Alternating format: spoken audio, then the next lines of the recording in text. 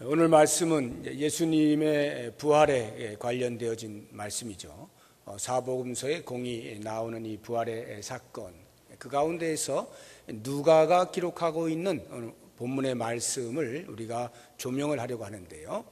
특별히 예수님의 그 부활과 관련되어져서 그 당시에 주변 인물들을 우리가 좀 살펴보는 것이 아주 중요한 그 공부가 됩니다. 오늘날 우리의 신앙생활을 우리가 어떻게 해야 되느냐라고 하는 부분에 대하여서 좀 생각해 볼 수 있는, 도전받을 수 있는 그러한 좋은 공부가 되는데, 오늘은 그 많은 주변 인물들 가운데에서 특별히 여인들에 대해서 함께 생각을 해 보려고 합니다. 이 여인들이 누군가 하면 오늘 말씀 10절에 보니까 괄호를 해놓고 소개를 하고 있죠. 이 여자들은 막달라 마리아와 요한나와 야고보의 모친 마리아다. 그리고 그들과 함께한 다른 여자들도 있었다. 이렇게 표현을 해놓고 있습니다. 최소한 3명의 이름을 언급하고 또 다른 여자들도 있었음을 보여주고 있습니다. 이것은 복음서마다 약간씩 달라요. 어떤 복음서는 뭐 1명만 이야기하기도 하고 2만 이야기하기도 하고 3만 이야기하기도 하는데요. 이 누가는 좀 더 자세하게 그 3명의 여인들과 또 다른 여인들이 여럿이 있었다는 것을 말해주고 있습니다. 이 여인들이 과연 어떠한 여인들이었는가라고 하는 것에 대하여 우리가 이해를 돕기 위해서 잠시 이제 좀 앞부분을 살펴봐야 되겠는데, 누가복음 8장을 한번 찾아보시기 바랍니다. 손으로 잡으시고 누가복음 8장 1절에서 3절까지, 누가복음 8장 1절에서 3절까지 우리 같이 한번 읽어보겠습니다.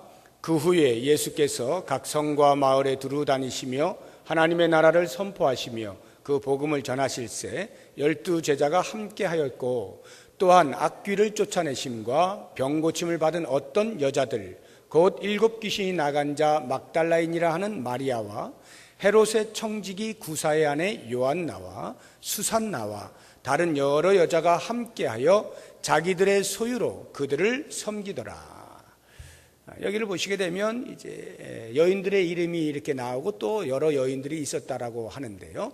이 여인들의 특징이 뭐냐 하면 평소에 예수님으로부터 병을 고침받았다거나 아니면 귀신 들렸었는데 귀신을 이렇게 축출해 주셨다거나 하는 무언가 예수님으로부터 혜택을 받은, 그리고 예수님의 사랑을 받은 그러한 여인들이었음을 알 수가 있는데요.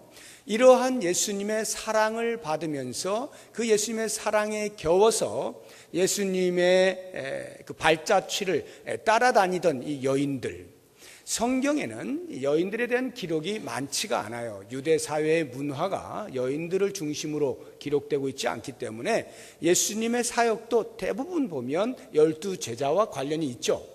그런데 이와 같은 구절의 말씀들이 우리에게 비록 성경에는 남자들만 중심하여서 기록이 되어 있다 할지라도 실제 그 당시 예수님 주변에서 예수님을 따라다니던 사람들은 12 제자만이 아닌 것을 알 수가 있는 겁니다. 어쩌면 그 12 제자들보다도 더 친밀하게 예수님의 곁에 바짝 붙어서서 예수님이 가시는 길을 함께 걸으면서 사역에 동참하면서, 특별히 이 예수님과 12 제자들이 어떻게 사역을 하실 수가 있었는가, 먹고 사는 것을 어떻게 해결하셨느냐라고 하는 궁금증에 대해서 이 여인들이 우리들에게 그 답을 주고 있는 거예요. 오늘 읽은 그 8장 3절 말씀 뒤에 보게 되면 자기들의 소유로 그들을 섬기더라 이렇게 표현해 놓고 있잖아요.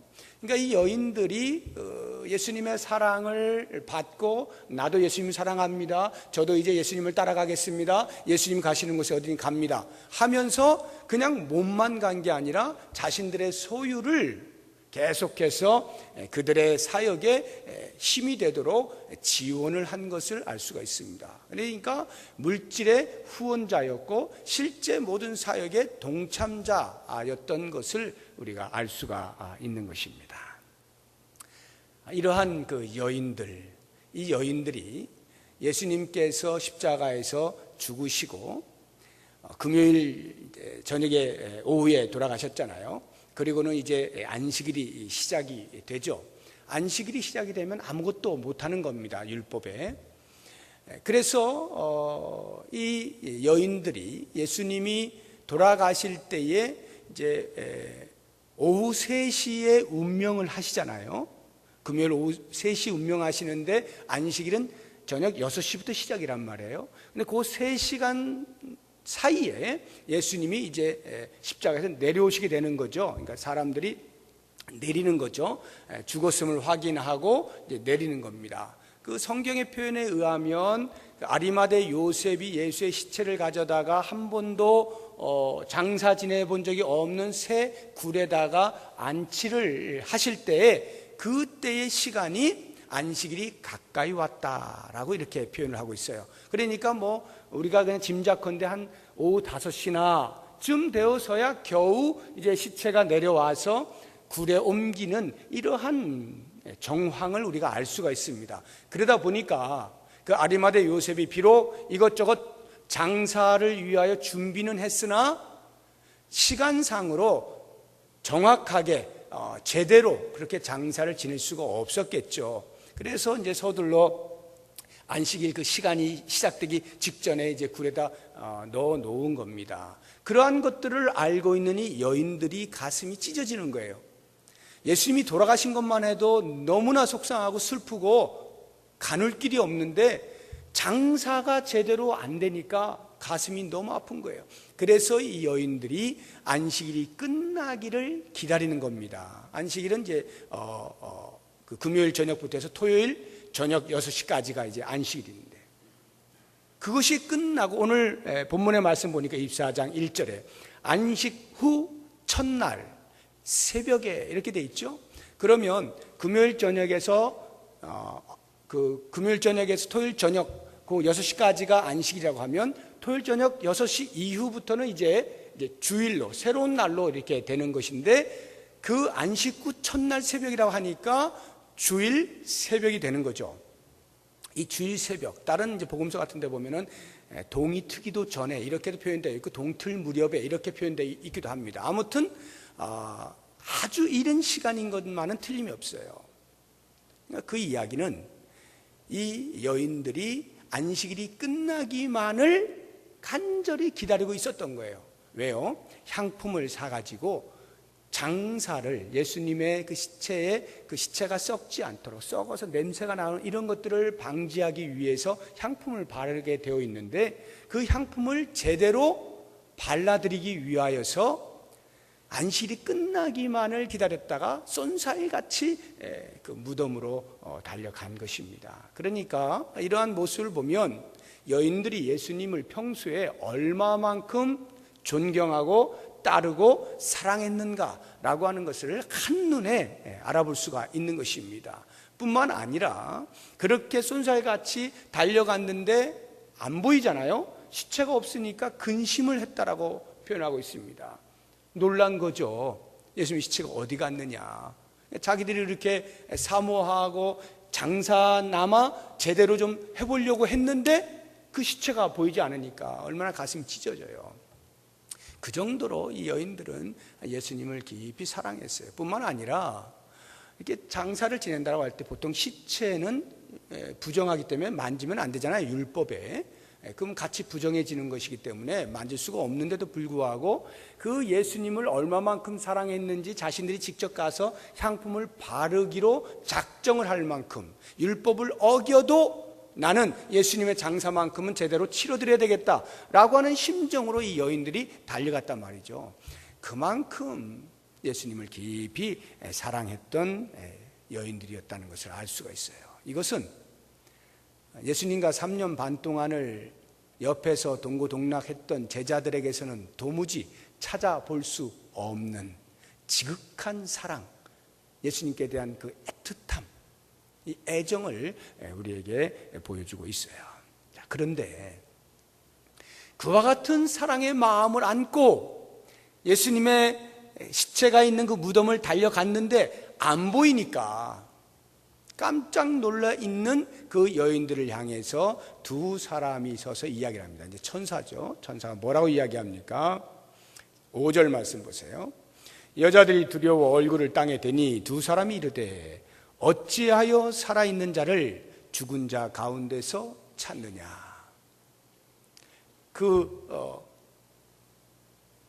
혼란스러워하고 있는 여인들을 향해서 천사가 이야기하는 겁니다. 어찌하여 살아있는 자를 죽은 자 가운데서 찾느냐.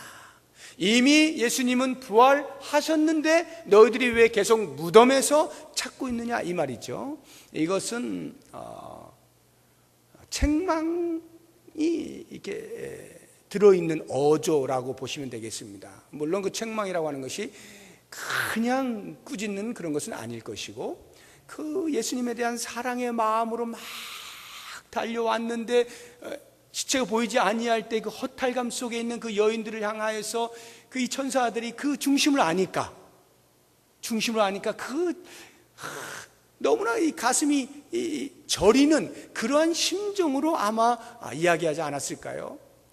이 여인들아, 예수님 여기 계시지 않는 거 너희들이 사실은 알고 있었는데 왜 기억을 못하고 있니? 이거거든요. 그러니까 안타까움이 섞여 있는, 그들의 기억해내지 못하고 있는 것에 대한 아쉬움, 이런 것들이 진하게 묻어 있는 그러한 책망입니다.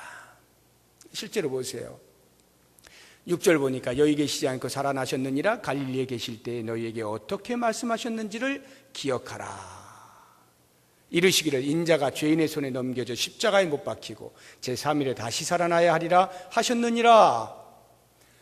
이 천사들이 여인들에게 알려주고 있는 것은 예수님께서 공생의 기간 동안에, 특별히 후기 마지막 한 1년여 그 동안에 몇 차례 제자들과 이 여인들에게 예수님의 그 십자가의 사건과 3일 만에 다시 부활하심에 대한 이야기들을 해주셨단 말이죠. 그런데 그것을 알아듣지 못하고 기억해내지 못하고 여전히 무덤 가운데에서 찾고 있는 여인들을 바라보니 천사들의 마음이 답답하고 안타깝고, 저들이 예수님은 사랑하는데 그 말씀을 기억하지 못해서 그만 이 무덤에 찾고 있구나, 답답한 마음으로, 안타까운 심정으로 어찌하여 살아있는 자를 죽은 자 가운데 찾느냐라고 책망을 하고 있는 것입니다.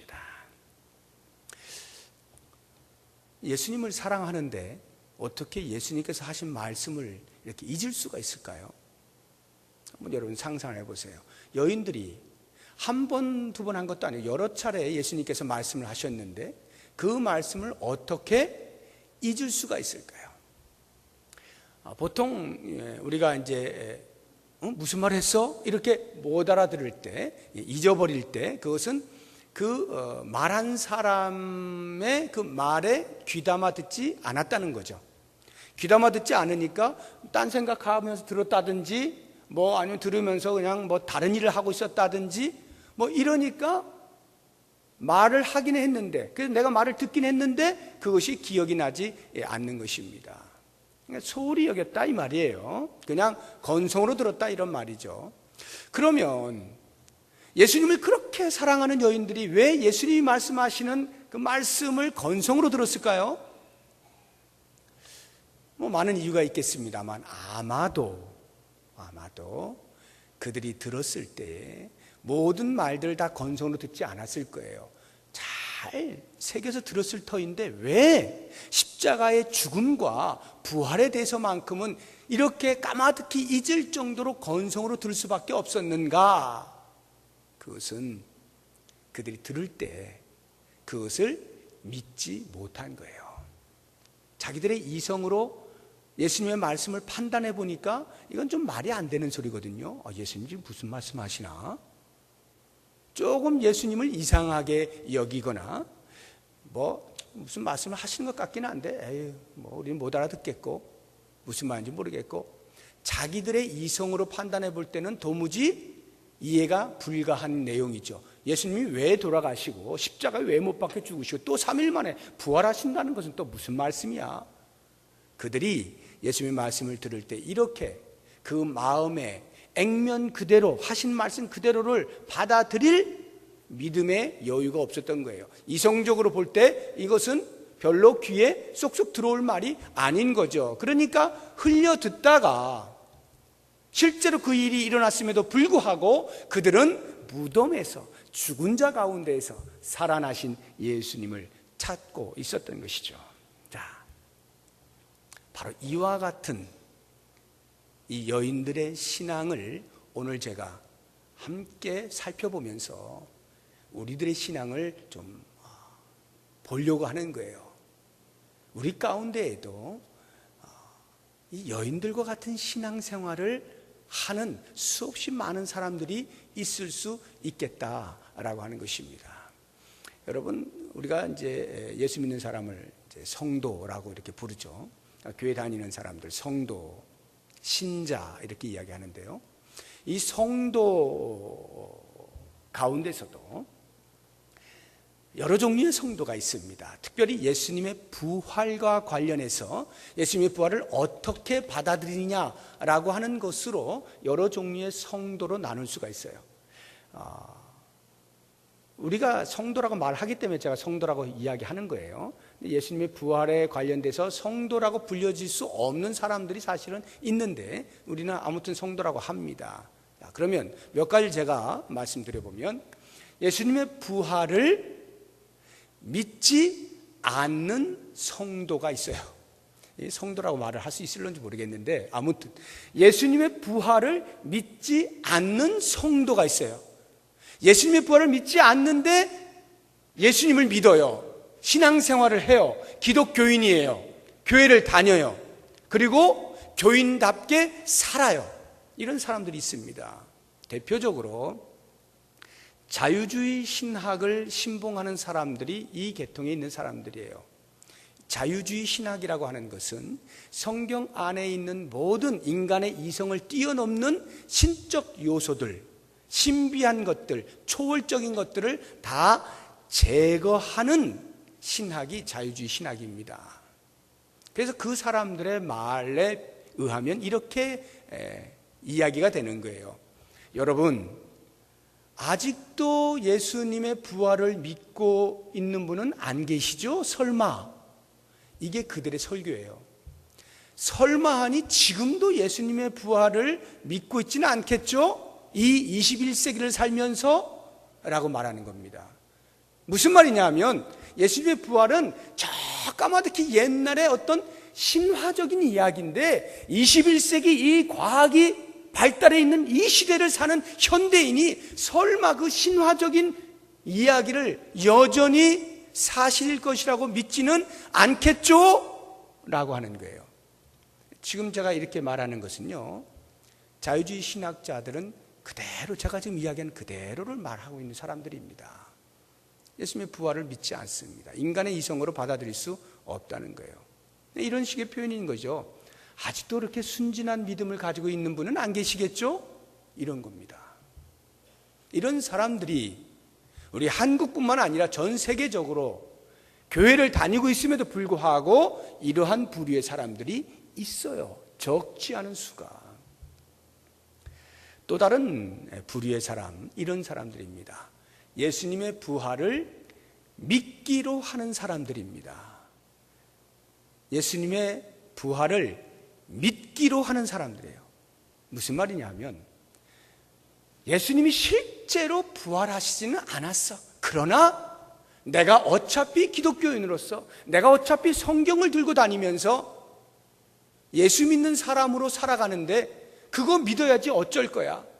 사실은 아닐지 모르겠지만 그래도 난 어차피 여기에 몸담고 있는 사람이니까, 기독교인이니까 믿자. 이러한 논리를 피는 신앙의 대표적인 신학이 신정통주의 신학이에요. 대표적인 신학자가 칼 바르트라고 하는 사람이에요. 믿기로 작정을 하는 겁니다. 그러면 사실이 아닌 것도 나의 믿음의 행위를 통하여서 그것이 내 것이 되어진다는 거예요. 다시 말하면 나의 자기 신념이 신앙화 되어지는 것입니다. 예수님은 부활하셨다. 성경에 써져 있으니까 사실이 아닐지라도, 역사적으로 일어난 일이 아닐지라도 내가 믿음으로 받아들이지 하면 그것이 곧 나의 신앙이 되어지는 것. 그래서 그 신앙으로 살아가는 이러한 삶, 이렇게 믿고 있는 사람들이 또 적지 않습니다. 그러니까 믿기로 하는 사람들,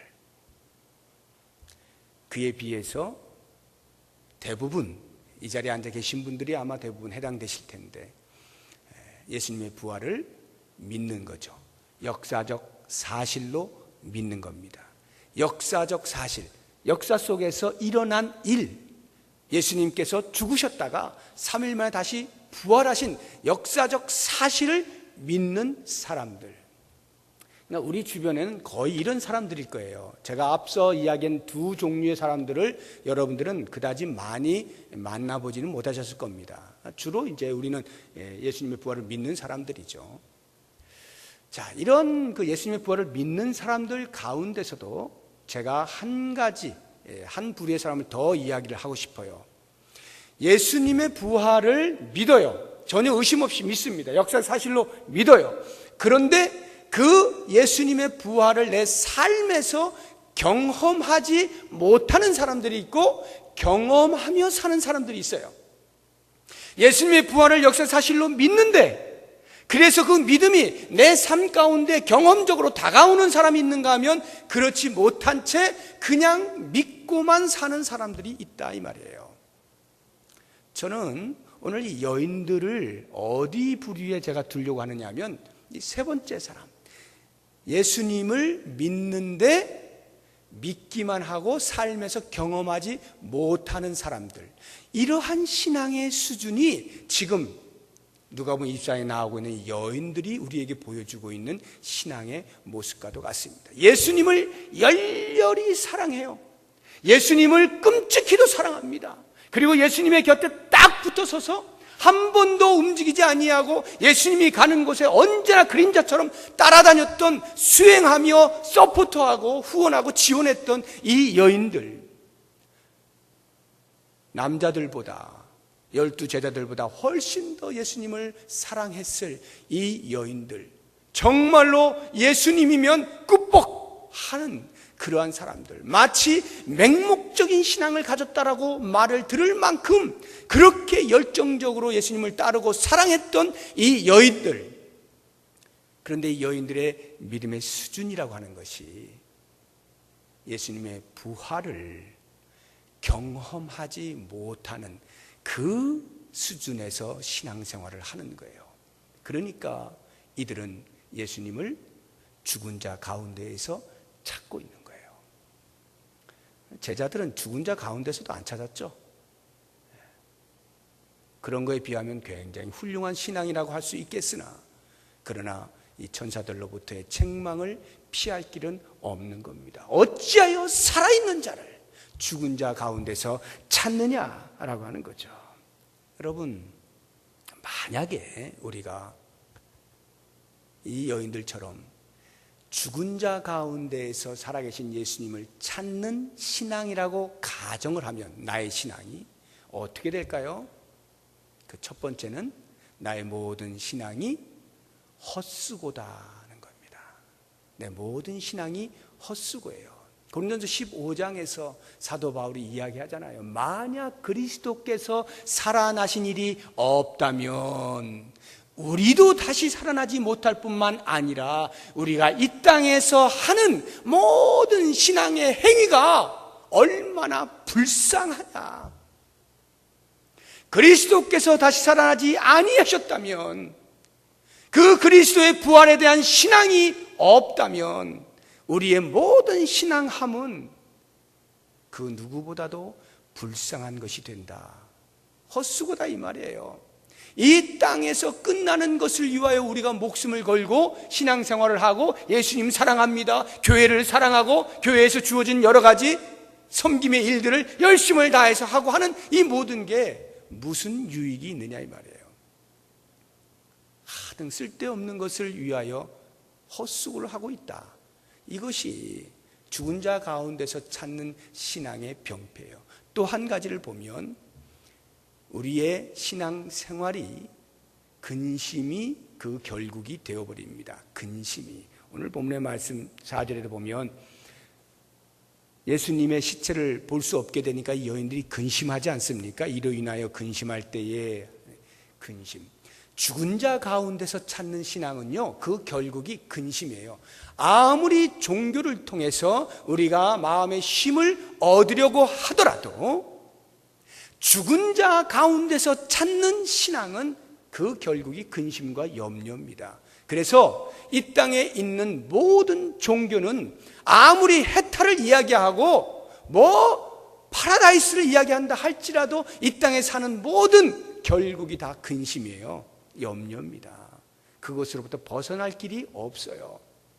종교 생활은 결코 인간에게 참된 안식을 주지 못해요. 예수님께서 이 땅에 오셔서 우리에게 말씀하신 것이 수고하고 무거운 짐진 자들아 다 내게로 오라. 내가 너희를 쉬게 하리라 말씀하시잖아요. 내가 너희를 쉬게 할게. 요한복음 14장 1절에서도 너희는 마음에 근심하지 말라. 하나님을 믿으니 또 나를 믿으라. 예수 그리스도를 믿게 되면 마음의 근심이 사라지게 된다는 거거든요.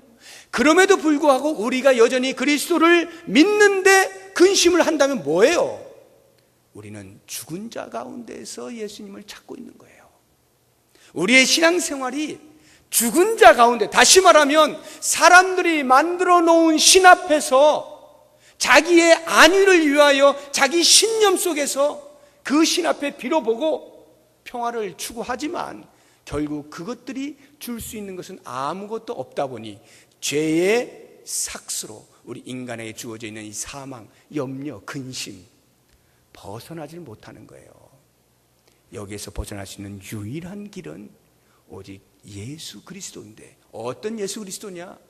죽음 가운데에서 다시 살아나신 그 예수 그리스도만이 우리에게서 진정한 쉼을 주실 수가 있는 것이고 참된 안식을 허락해 주실 수가 있는 거고, 우리 마음에 있는 깊은 근심과 염려, 걱정거리들을 다 빼주실 수가 있는 것이죠.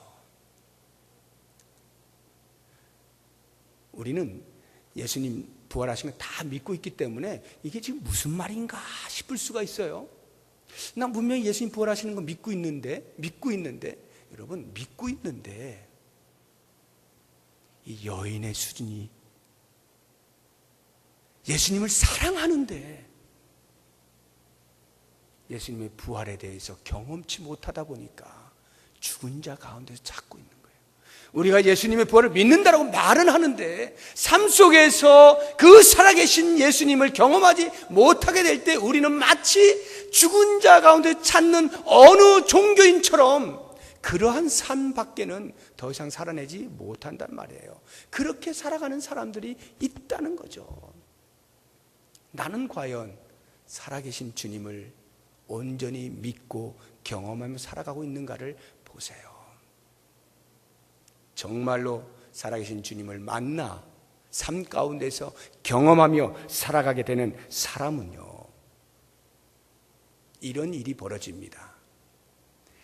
부활의 주님께서 나를 찾아오셔서 나를 구원하여 주시고 그 주님 만나게 하신 것이기 때문에 모든 종교는 내가 신에게로 한번 가보려고 하는 것이고 그 신을 만들어서라도 찾아가 보려고 하는 것이고, 그래서 거기에다가 나의 어떤 생각을 집어넣어서 평화를 얻어보려고 애를 쓰다 보니까 그 결국이 내가 불완전하니 내가 찾아가는 그 신 앞에서 어떤 평화를 누릴 수가 있겠어요? 모든 염려와 근심을 안고 살아갈 수밖에 없는 것에 비하여 부활의 주님이 나를 찾아오셔서 죄악 가운데 있을 때 나를 건지시고 구원해 주심으로 우리의 신앙함은 찾아오신 그 주님에 대한 나의 반응이라고 할 때 그때부터 우리의 신앙은 달라집니다. 어떻게 해요? 주변에 바람이 불어요. 내 인생의 여정 속에서 바람이 붑니다. 그런데 그 바람에 흔들리지 않는 거예요. 흔들리지 않아요. 부활의 주님을 만난 사람은, 그 부활의 주님을 경험한 사람은 외부에서 불어오는 바람에 흔들리지가 않는 거예요. 인생에 어떤 바람들이 있습니까? 어떤 넘어서기 힘든 어떤 환경들이 나를 옥죄어 올 수가 있고요. 어떤 사건이 나를 힘들게 만들 수가 있고, 어떤 사람이 나를 흔들어 댈 수가 있어요. 그러한 외부의 바람에 의하여서 내가 펄럭펄럭거리지 않는단 말이에요. 부활의 주님을 만나고 경험한 사람은 견고한 반석 위에 서서 흔들리지 않아요. 이것이 고린도서 15장 마지막 절에서 사도 바울이 외치고 있는 거예요. 견고하며 흔들리지 않는다. 부활의 신앙을 가진 사람은. 왜요? 예수님이 부활하신 것처럼 나도 부활할 것을 믿음으로 바라보고 그 확신이 있고 그렇게 살아가다 보니까 나그네로 사는 이 땅에서 잠시 바람 부는 것에 대하여 그다지 연연할 필요가 없다는 것을 알게 되는 겁니다. 그러니까 그 부활의 신앙은 이 땅에 불어오는 바람에 대하여 그렇게 휘청휘청거리지 아니하고 견고히 설 수 있게 만들어 주는 겁니다. 제가 지금 여쭙는 거예요. 우리의 신앙이 그것이냐 이 말입니다. 우리가 예수님의 부활을 믿는다라고 말할 때 과연 나의 신앙은 흔들리지 아니하고 외부의 어떠한 바람들에 의하여서 왔다 갔다 오르락 내리락 하는 것이 아니라 흔들림 없이 견고한 믿음의 반석 위에 굳게 서 있느냐 보시란 말이에요. 정말로 부활하신 주님을 우리의 삶 가운데서 만나며 사는 사람은 이렇게 견고한 믿음을 가지고 있어요. 뿐만 아니라 나아가서 바로 그와 같은 믿음이 그 다음으로 주의 일에 더욱 힘쓰는 자들이 되게 만들어주는 겁니다. 주의 일에 더욱 힘쓰는 자들. 왜요? 주의 일에 힘쓰는 것이 헛되지 않다는 것을 아니까요. 그것이 헛되지 않아요. 그래서 제자들을 보세요. 부활의 주님을 만나기 전까지만 해도 이게 사람인지 뭔지 3년 동안이나 훈련받았던 제자인지 뭔지 알 수 없을 만큼 바닥으로 내려앉았던 그 제자들이 여하한 과정을 거쳐서 부활하신 주님을 만나게 되었을 때 그들의 삶이 어떻게 바뀝니까? 이제는 외부의 것에 흔들리지 않잖아요. 아무리 바리새인들이 목숨을 걸고 위협을 하더라도 내가 너희들 말을 들을까? 하나님 말씀을 들을까? 무엇이 옳으냐? 너희들이 생각해봐라. 너희들이 얘기해봐라. 나는 하나님을 붙들지 않을 수가 없어. 부활의 신앙을 가진 사람은 외부에서 위협이 올 때, 바람이 불어올 때 흔들리지 않는 거예요. 그냥 믿음의 자리를 딱 지키고 있는 거예요. 그리고는 그들이 어떻게 합니까? 복음을 전파하는데요. 이렇게 죽고 저렇게 죽고 복음을 전하는 것 때문에 순교를 당하는데도 불구하고 그 제자들이 끄떡하지 아니하고 순교의 자리를 찾아가 버리지 않습니까? 오히려. 왜요? 그렇게 주의 일에 힘쓰는 것이 가치 있는 것임을 알게 되었기 때문에.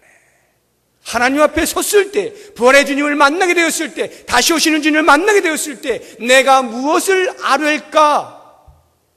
이것을 생각하다 보니 이 땅에서 핍박을 받거나 어려움을 당하거나 그래서 심지어는 순교를 당할지라도 나는 더욱 주의 일에 힘쓰는 자가 되겠노라고 고백하고 그렇게 살아낼 수 있었던 거죠. 우리의 삶이 바로 이와 같은 부활의 신앙을 붙잡아야 우리가 주의 일에 더욱 힘쓸 때에 누가 뭐라 해도 주의 일에 힘쓸 때에 주께서 내게 면류관을 씌워주실 것에 대한 소망을 믿음으로 바라보면서 뚜벅뚜벅 걸어갈 수가 있는 거예요.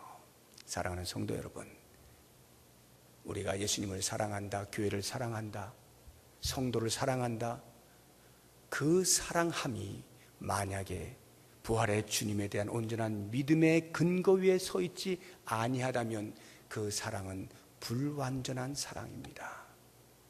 부활의 주님을 바라보세요.